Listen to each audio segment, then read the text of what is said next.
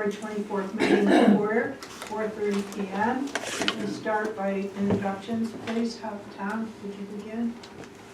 Yes, Tom Schneider,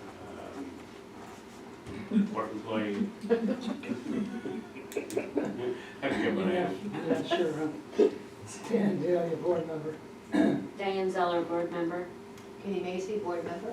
John Kara Smith, board member, and I want to thank everybody on such short notice to say I needed a ride, and Stan responded, and Kitty came by, so thank you all. Jane Conley, Cosmento, board member. Right on the big screen, zooming in. Debbie Godden, port employee. Kim Natoli, port employee. Pat McMahon, port employee. Thank you. First item on the agenda is to approve the minutes of the January 13th meeting. It's Exhibit A. Are there any additions or corrections? I'll move it. Second. All in favor? Aye. And next will be our operational report. That would be you, Tom. Thank you, Connie.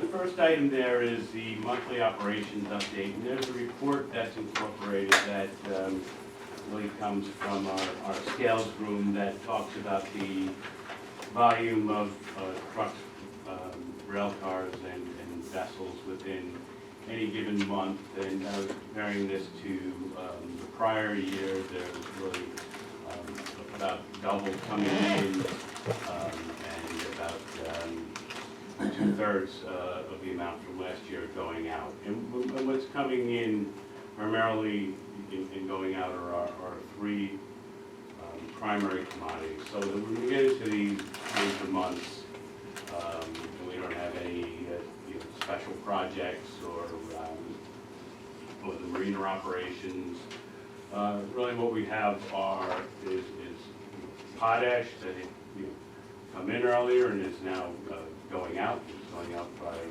truckload. We have grain that was still coming in January from farmers, from their silos as they sold to our customer, filling the silo, and then we're loading it back out onto rail car to send along to the customer who's we have a contract the long grain in the silo. Then there are the various commodity brokers who ship aluminum here and then ship it over to, well, they bring it in here either via vessel, which we didn't have any in January. They bring it in by a rail car, they bring it in by a truck, and then they principally ship it out to Novellis by truck. And it's not until it crosses that line of delivery that that ownership conveys over from the commodity brokers that you see here to the user, who's really their customer. Although we are going to be receiving aluminum direct from Novellis, which will really make them more our customer, as well as the primary manufacturer in the area that we supply to, or that we function as a supply chain for. So potash, grain, aluminum. All three of these operations, particularly grain and aluminum, have been fairly significantly impacted by the weather conditions, particularly in February, but in January, relative to the prior years, certainly not relative to historically. But these weather conditions are just going to cause, slower operation for ILA members, more overtime in snow handling, particularly in the mornings, to get prepared so that the aluminum can be moved. You imagine, this is aluminum stored outdoors, and you're getting 40 40, 50, 60 inches of snow and ice accumulating, and so there's a lot of work that has to go towards breaking that up, clearing the tracks, de-icing the tracks, de-icing the switches, and getting the switches to move. The silo itself is very temperamental in the colder weather. I think, Pat, you could probably talk a little bit more to how weather has impacted operations, because you're gonna see it. You're gonna see it financially. Not only are you seeing it in January, although there are a couple of other items in January, but you're going to see it in February and possibly into March. But maybe just focusing a little bit upon the challenges that we've had on the grain side, and the temperamentalism of a very complex silo system, and then the more ordinary grain and aluminum conditions. Yeah, the silo, when the temperature gets colder, everything wants to freeze up there. A lot of the components up there are ran by air actuators. So there's an air compressor downstairs, it sends all the air to all these actuators, and every time we do something, like when we're ready to load a rail car, once the computer starts, you'll say, okay, let's start. If something's froze, it won't let you go through each step. So you may go to step 1 and then you go to step 3 because 2 is froze.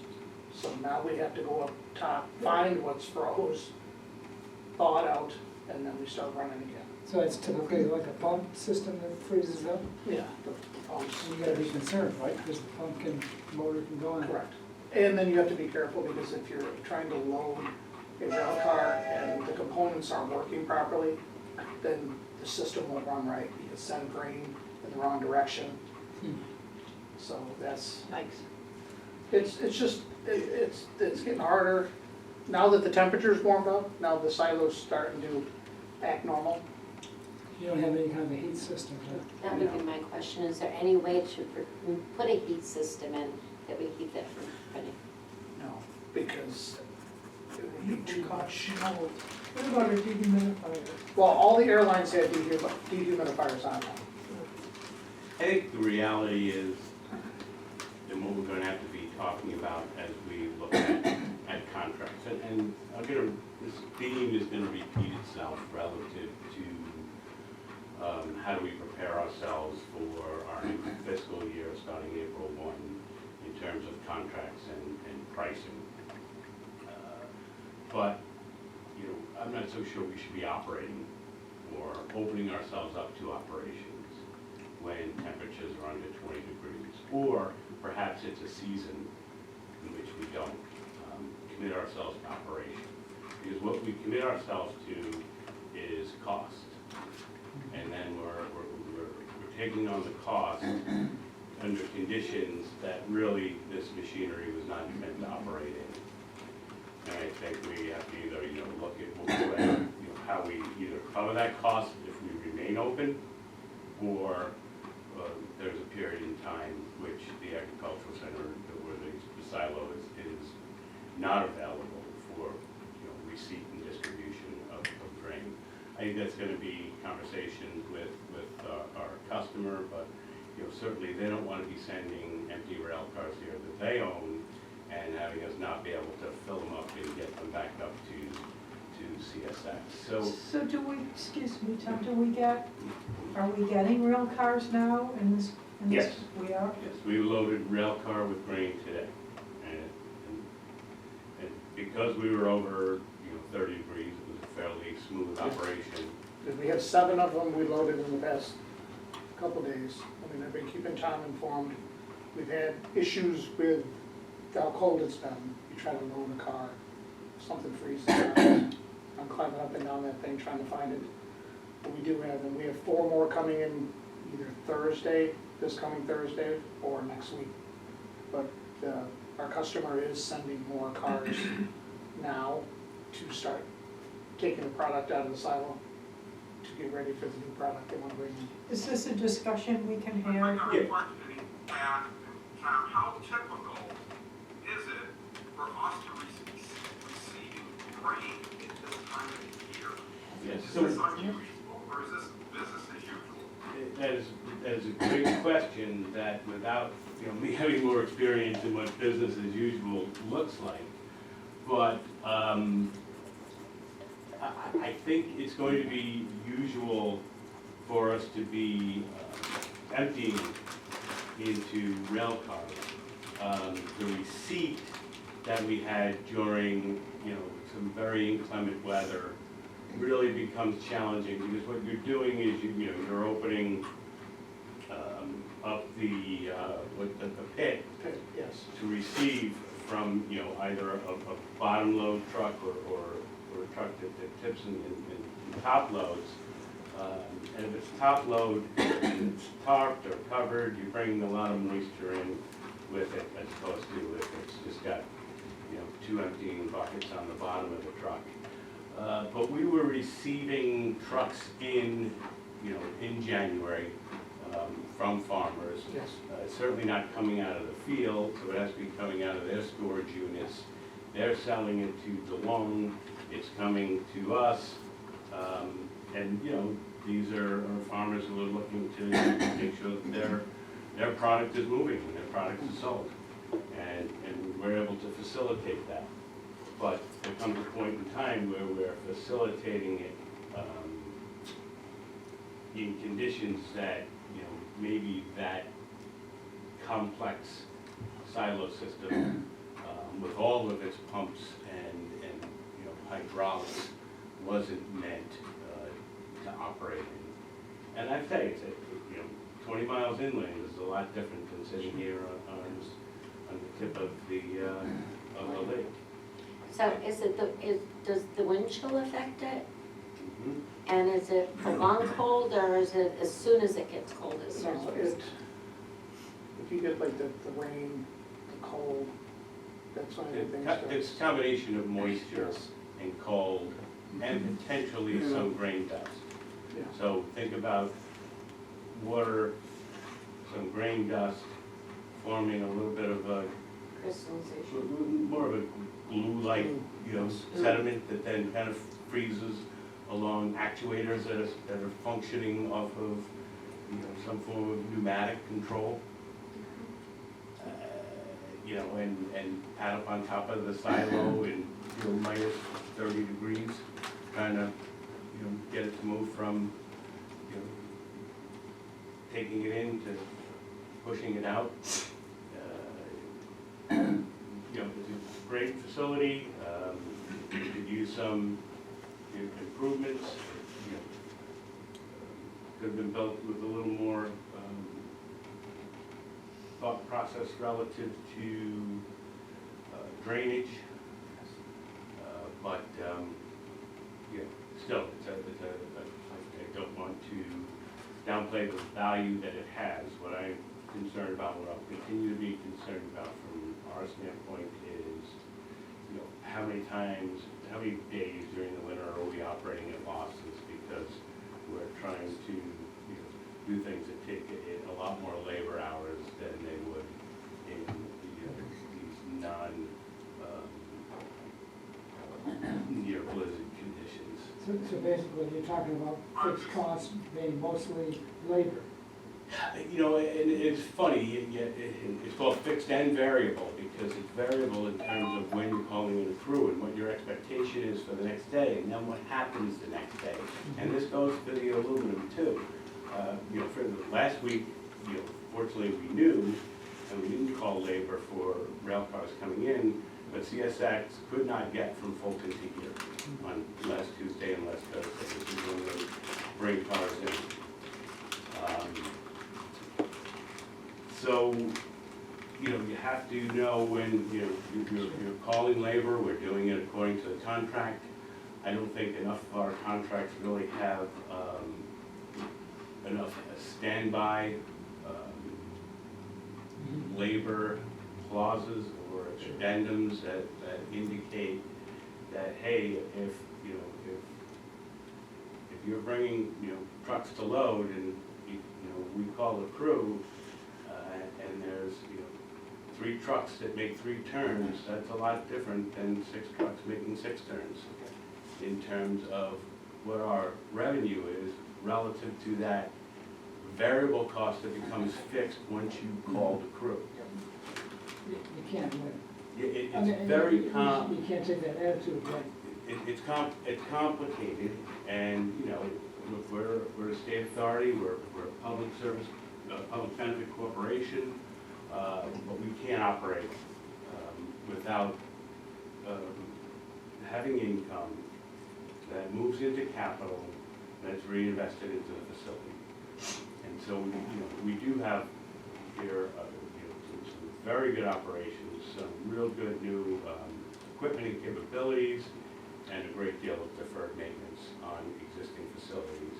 Because the grant funding that we get is always going to be for, you know, new construction, new equipment, new jobs. But it's not gonna be for fixing the roof of a, you know, 75-year-old building.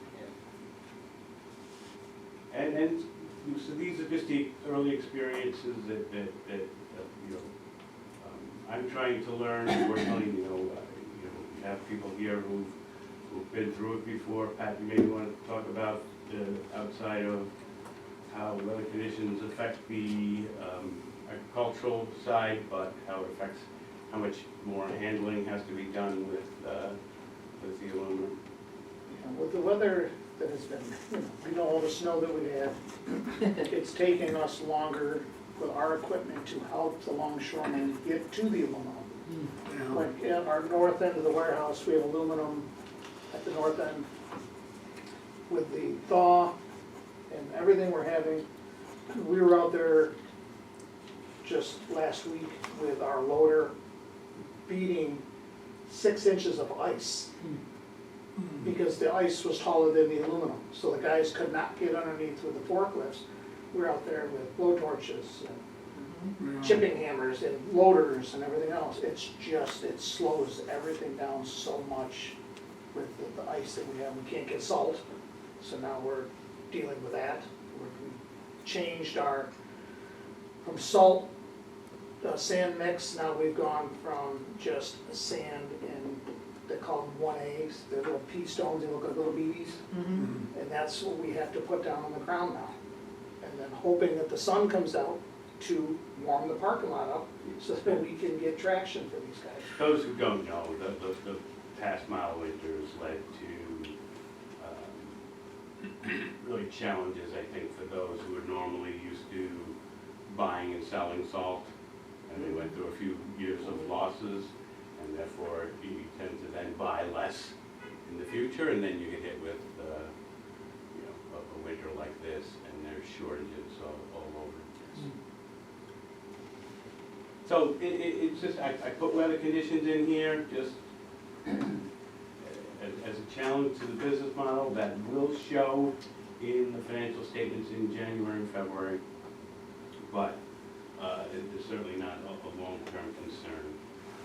Wanted to keep board aware that this vessel that was really abandoned here still sits at the edge of our pier, and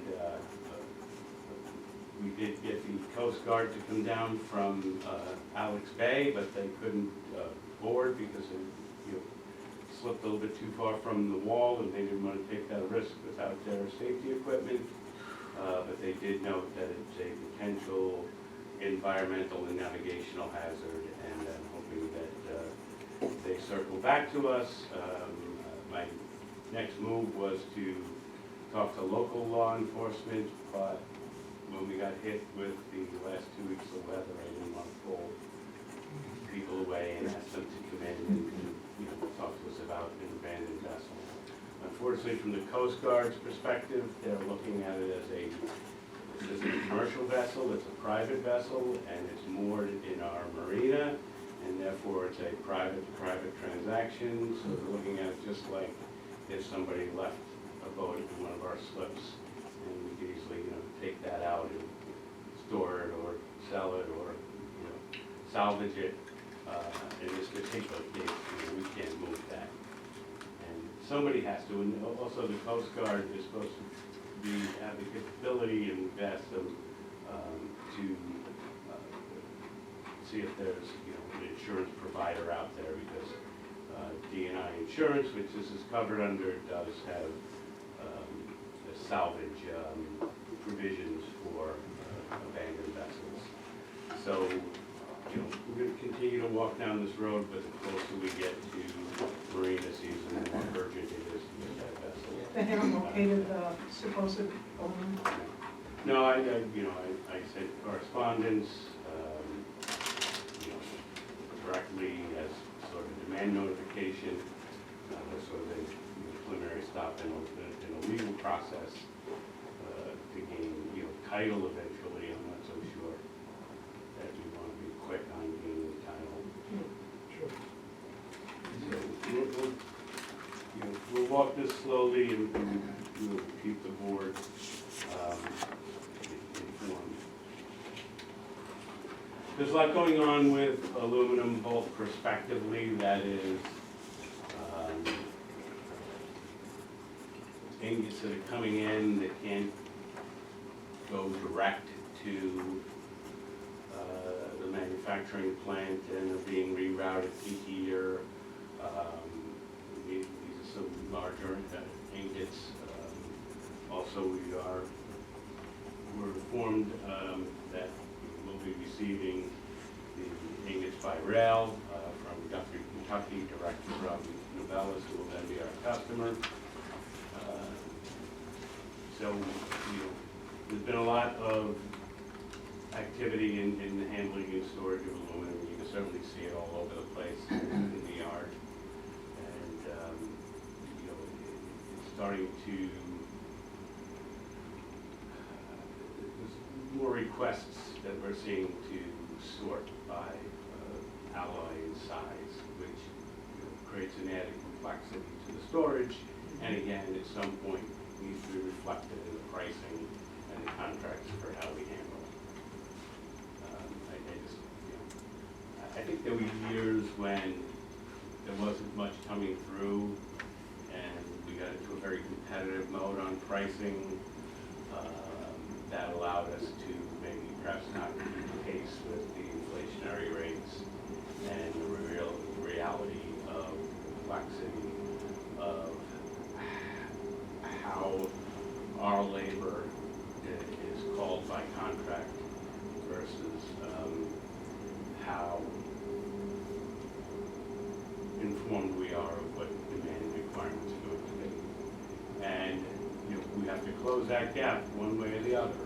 And one of the ways we can close it is, you know, by taking advantage of our unique positioning in the marketplace and pricing for it, and then being able to price lower, the more communication that occurs. Are there comps out there for other? No, there's, I will talk in executive session about, you know, working with someone in the industry to try and build better pricing models for us. And ones that are more comparable to what a private stevedoring company would be doing. So there's a couple of other things on there. The Murad PIDP grant that was held up. That's one for the warehouse modernization. That is, we had a kickoff meeting last week. There's a long process involved with that. I'd like to talk about it a little bit more in executive session. The H.W. White Museum continues their efforts on the LT5, and you know, if you haven't been informed by one of their board members, then I'll put you on his call list. I mean, this is to be taken seriously because Very. there's such a liability for that. Yeah, very. And they're doing a good job of trying to get grants, and you know, it's given us some. They have the grant, don't they? Yes, and they didn't move fast enough. So they lost it? No, they're in danger of losing it, and they're trying to reconfigure. And the grant was really to move the vessel, by a tug to a dry harbor for retrofitting. Now they're looking for a dry dock solution here locally without having to move it because the move is very expensive. But if we can just get to the point where it's defueled through the grant process, then we'll be in a better position from a liability perspective than we were before. And frankly, if we can get it dry docked, yes. Yes.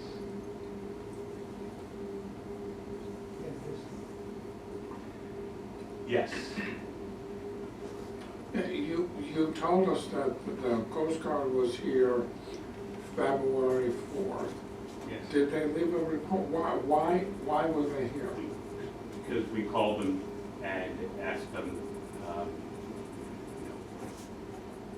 what their recommendations were relative to this vessel. Okay. And they assured us many times that they weren't going to take on that responsibility. They did come because there is, we spoke to them about environmental and navigational hazards along the Oswego River as part of the New York State Canal System, which is about to have its anniversary. We certainly don't need to have any local disasters. So they came down and they did note that it represented an environmental hazard. Good. And so there's a follow-up that needs to take place there. I just giving Now you're them talking time about to which do. vessel now? That was the Still watch. Still watch. I know that we were talking about the LT5. So the difference is the LT5 we own is a part of the basically White Museum's pieces that it is looking to attract visitors for, having participated in World War II and the Normandy invasion. And they've been able to get some grant money for refurbishment and have a lot of effort and activity going towards that. Yeah, I mean, we But have to do it something. still hasn't resolved, so. Defueling, I think worst case scenario, Yeah. what would happen if Yeah. it, boom, you're in bad shape, right, Frank? Yeah, if I get that right, if it's in the, we're talking about the LT5, then, we also have the derelict boat too, that I was talking to Tom earlier today about, that, we have to go through the process like any other derelict boat that's left on our property, to get that mechanics clean, and then we have to follow through with that, and get it up to point, sell it for scrap, and dump it. And,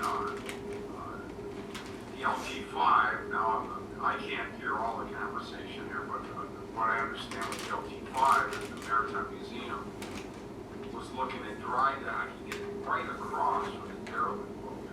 And we can discuss that in executive session and what our plans are, what we feel about that.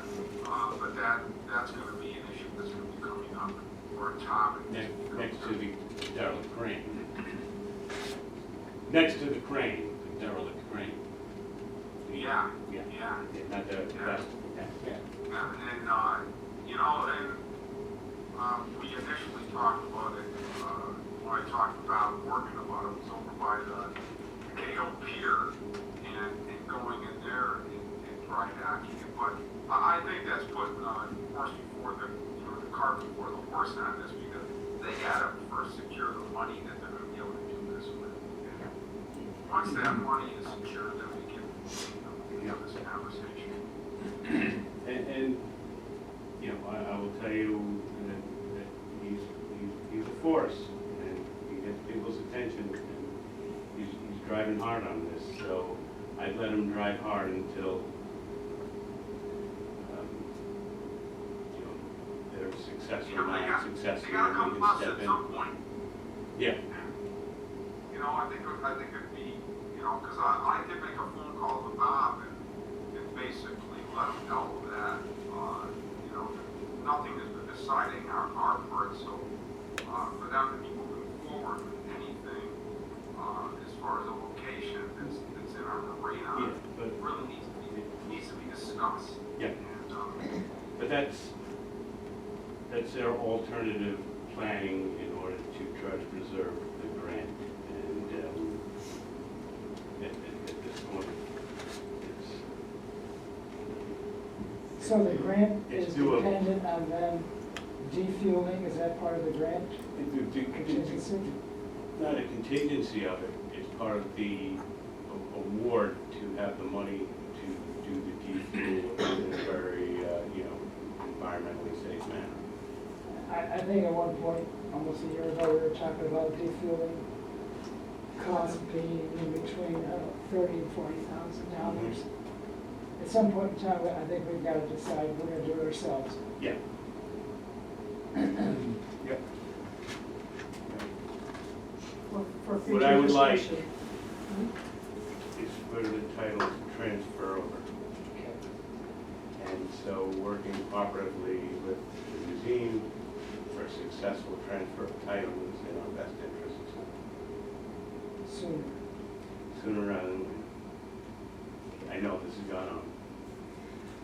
Just a number of meetings, and I won't spend much time on them. There's been, no meeting of operations, Oswego County, New York State Parks and Canal System, Center State CPO. Oh, New York State Parks was, again, just some cooperative neighbor type meetings with the fort and the individual who's overseeing the fort and the property that we share that's now overgrown with trees, and some ways that we can move forward cooperatively in getting that in better shape. Pat's participated with me in all of these meetings, including with the DPW, which, we said we would, just ask us if you need any help, and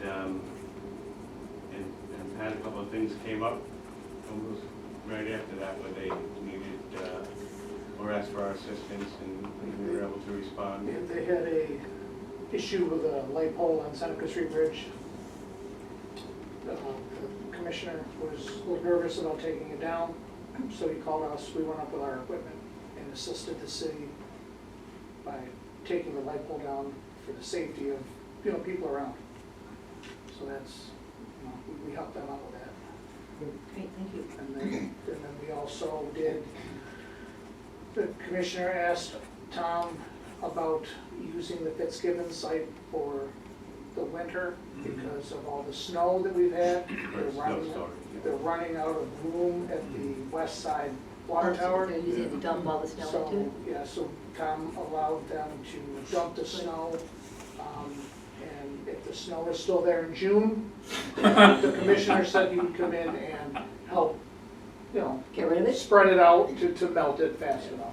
But we did clean up a good section of Fitzgibbons, allowing the city to bring the snow here. So how high are the mountains? It's not high yet.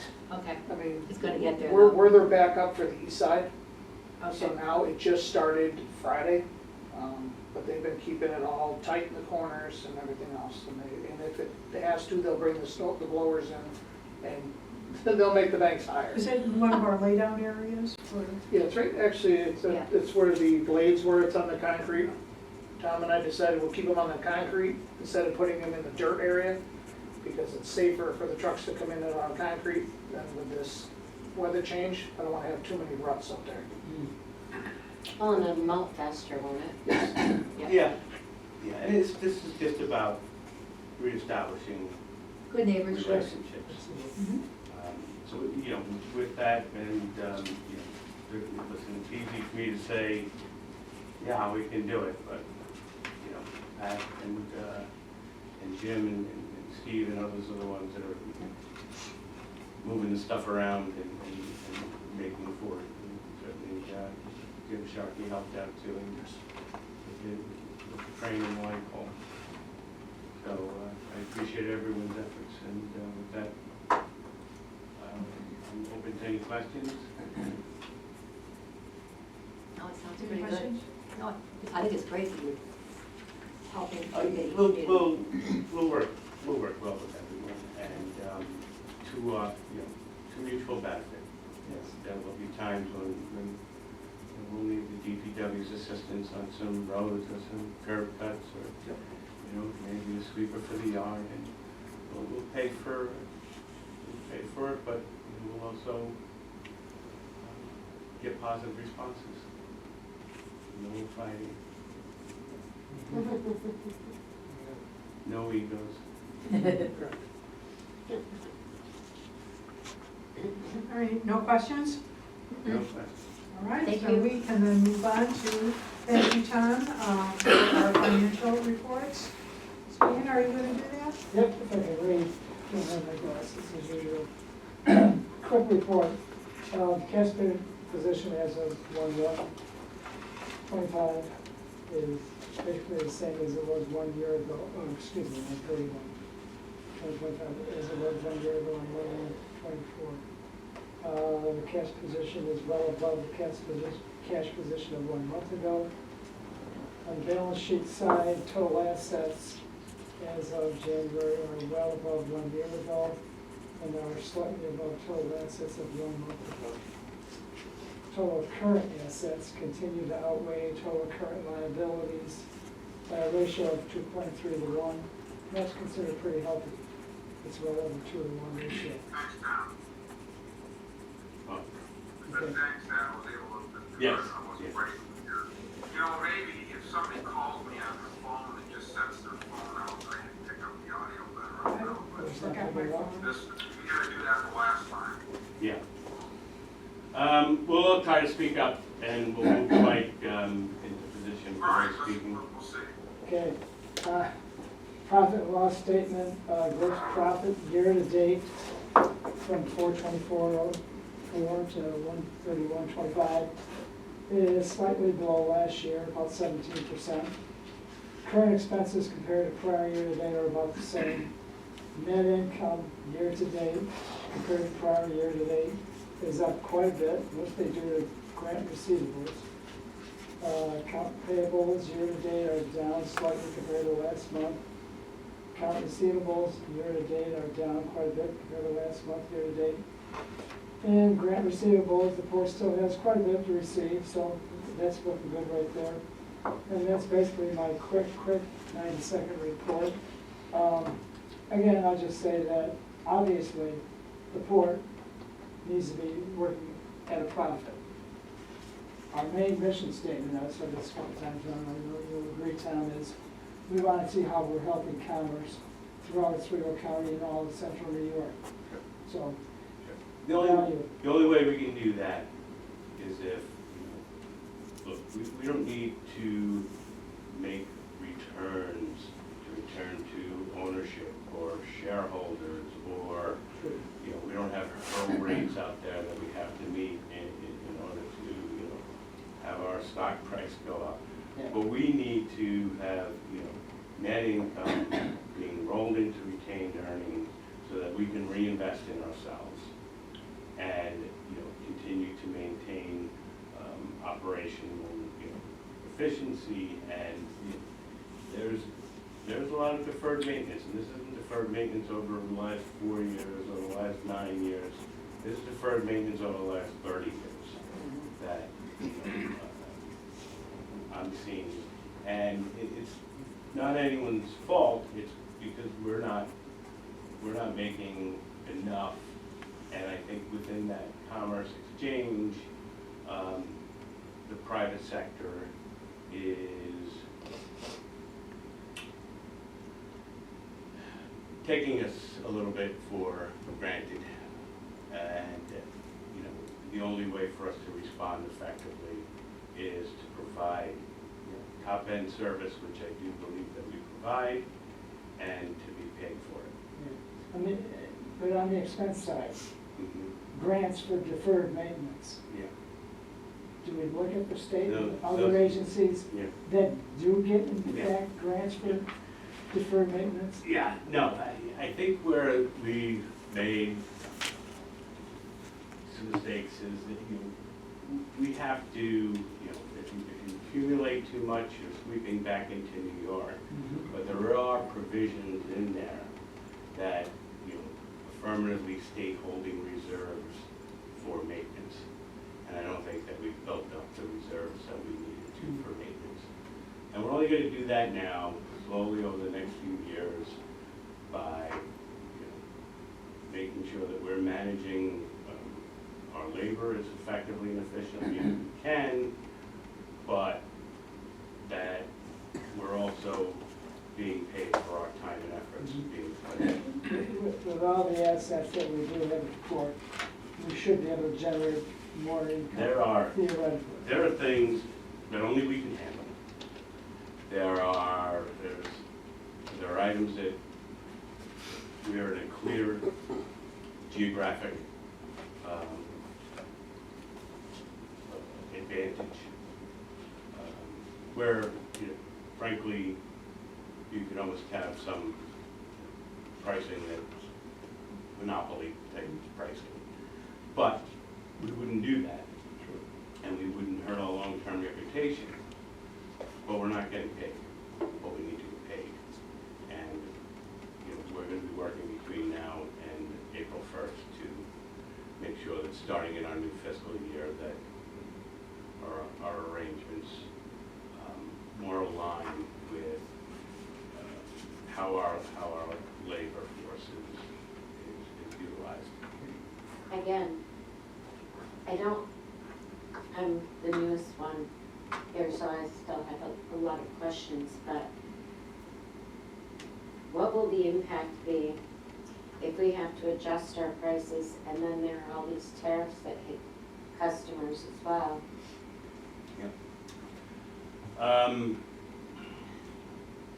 Is that, are we risking losing customers? Yes, whenever you look at pricing and you're not talking about lowering pricing, then you're talking about risk of new business. And, that's kind of why, the curves of supply and demand needed a certain price point, Right. right? We have to test what that price point is. That's all I'm saying. Makes sense. But on the tariff side, that's gonna be universal, so that shouldn't really impact competitiveness, although it does impact us because of the amount of aluminum that's manufactured in Canada. Right. And, I don't think it's necessarily good policy, and I don't think that it's being communicated in a fashion that's settles business, that gives confidence in what forward projections look like. And I think we're seeing some of that chaos ripple through the marketplace. Are there venues that produce aluminum in the Northeast that would benefit somebody like Novelis or someone else in the area that uses aluminum? When you say the Northeast, do you mean in North American continent, or do you mean in Northeast America? I guess I should be specific, right? New England, Pardon me? you mean New England. Yeah, No. I'm not aware of, and we really, we haven't been producers of, just like all the other manufacturing left, it's just like we're not primary producers of steel anymore. We're not primary producers of aluminum because, we moved that industry to lower labor and closer to the source mineral. So the source mineral is bauxite. The smelting plants were built in other countries closer to that bauxite. Frankly, smelting plants should be sitting adjacent to aluminum plants and iron, and steel plants. And iron smelting should be right next to steel. It's, and you ship in the raw material, and then you have a more vertically integrated process for your industry. So right now, there's not enough aluminum manufactured in the United States, and there's not enough steel manufactured in the United States for us to be imposing these tariffs without having significant impact on the costs of goods. And there's a long-term objective to bring that manufacturing back to the United States that I cannot disagree with. We should have fought to retain it to begin with. True. And when, as it comes back, it'll be better for us, but You're talking 20 years. it'll take time. And, you know, we need to have consistent policy that businesses can count on.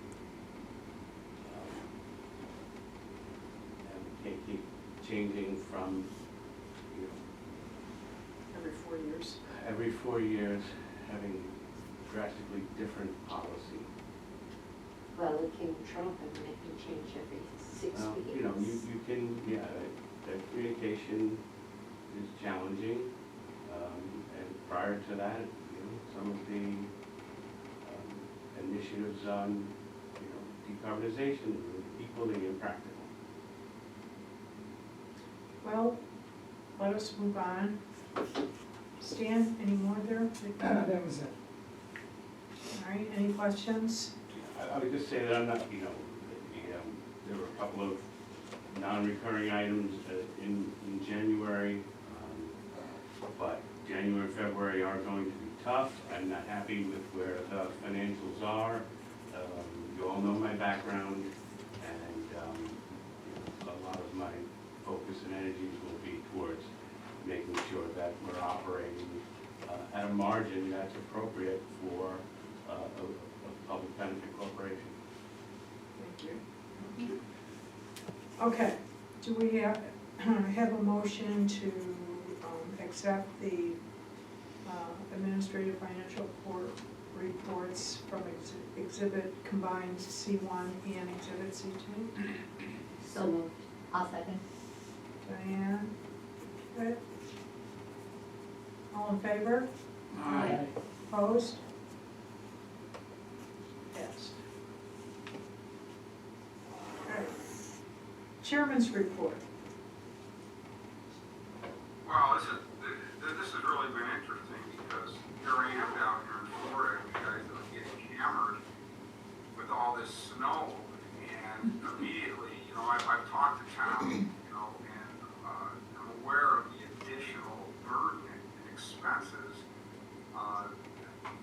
that go, the cost in moving aluminum and the coordination that's needed in order to do this efficiently. And I would also be aware of the silo and all the work and the freeze-ups and all those pneumatic and operating valves. So this has been a wake-up call in a way. We haven't had a hard winter like this in, you know, 6 years plus. So this is definitely going to happen. We're going to do a little more soul searching on how we can make things more efficient and how we, and basically how we're going to do business, because as Tom brought up, I mean, here we are, you know, are we going to start accepting grain in February? How are we going to coordinate these with the farmers, you know, in order to, and then what's the price going to be? There's got to be a cost plus built into this stuff so that, you know, that the port is still surviving and the farmers are going to be happy, you know. So, you know, I understand the challenges here that, you know, it's faced, and I also see the challenges like Pat over here must have to live here in order to, when that silo's operating in the winter, in order to keep it running. We've talked about this in the past when we talked about our 2 warehouse people that we wanted to bring in for just that purpose. You know, as a utility crew that can come up here and start working. So we got to revisit some of these things and revisit this with the union members so that you know, they understand that they're all part of this family. You know, we're all a big family here. We all got the same goal, and we feed off of each other. So hopefully, you know, we get the notes here and we look forward where we're going to go in the future and how we can correct this and put some clauses into our bidding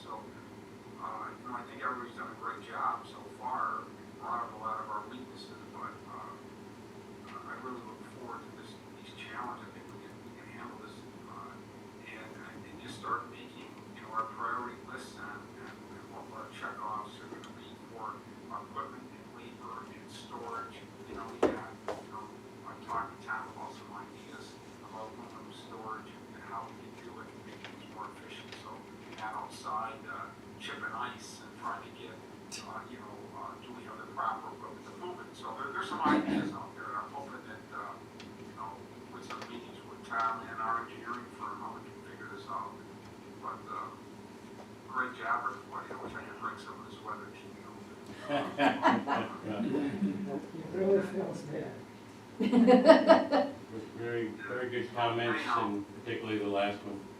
Okay, Okay, so that's all I got. thanks, Frank. Thank Stay you. warm.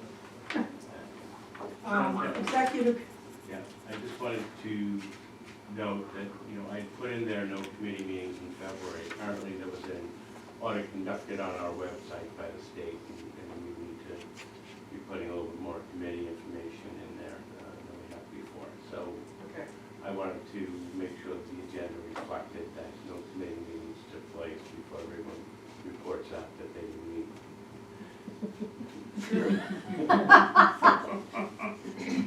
And so the agenda. have we gone over by the, state- what, I guess you have Yeah, no, reviewed the website? you know, we haven't, In Gone relation through to the that. concerns from the state? that audit letter, we have to respond to by March 10th, and we'll respond by March 10th, but, and my, main person here needed, to take some time, and her and her family get to take a Okay. well-deserved trip. So there are no reports, because there were no meetings. Yeah, so rather than go through and have everybody say that, I put that in, and therefore we're disclosing within the context of the agenda that there were no meetings. All right, and we'll have a report next, we'll have information next meeting regarding Yeah. how we are addressing concerns. Yeah, as, you know, in terms of, you know, those are very simple, just an audit of the website, it's not that big of a deal. But again, for good functioning committees, we need to round out the board more. And so I again ask for anybody's input on, you know, additional members. Please bring it forward. I'm pushing on that issue, and we'll continue to, and have the state's attention. We need how many new members? Three. Well, let's just start with 3, sure. I don't know, obviously it should be your function, I'm not sure, to pursue this It with the should state. be, it should be my fault, you know, Have you yes. talked to any of them? Yes, I spoke to Jim, actually invited him to the meeting, he would have come, just as a member of the public, but he went down south for a golf trip, so he'll be here next month. Smart guy, see? I have someone else I'm meeting with tomorrow, and Has anybody checked with Laura Brozak? With who? Laura Brozak, I don't know who that is. the Democratic Yeah. No, but do you have a name? ex-commissioner. Do I don't want to say publicly, Yeah, just yet. we can Oh, do that. right, you still have a But name? the function is, you take down names, but you bring it to the board first to see Yeah. whether or not we've Oh, got any objections. Of course, Yeah. of course. You can do that in executive. Yep. All right, anything else for new business? Okay, on to old business.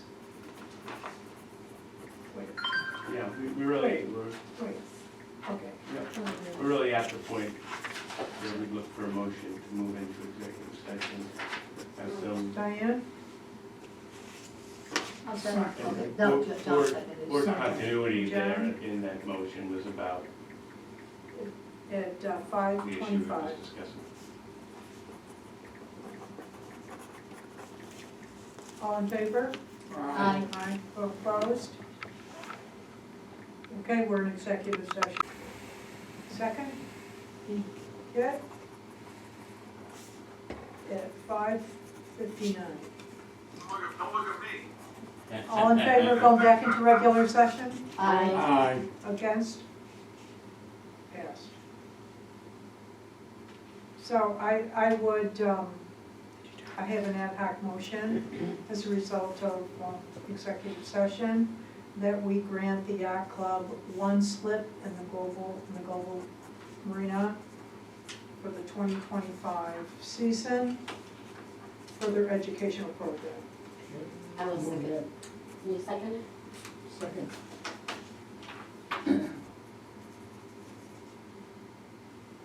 All in favor? Before we take that, Fran, are you a yacht club member? Oi. Yeah, I'm a club member, Okay, so could you I'm just- at Could Movavi. you, yeah, no, I know, can you just disclose it? Yeah, you That's all. can, Yeah. yeah, I've got to, Disclose and then recuse, yeah, thank you. All in favor? Aye. Opposed? Abstain? one. All right, it passes, so, Again, on that stuff, Brenda doesn't have to recuse if we don't think that the conflict is worthy of the recusal. It's the disclosure that has to happen. That's the most important thing, and then the board can decide what action that conflict leads to. Because that's not a big one. okay. Anything else for the good of the order? Motion to adjourn. Would someone keep the thermostat down? 6 so that we PM can- then. I'll second it. We tried pumping Hold it their up. thermostat down to keep the We meeting stand short. adjourned at 6 PM. Try bumping it up. Wow.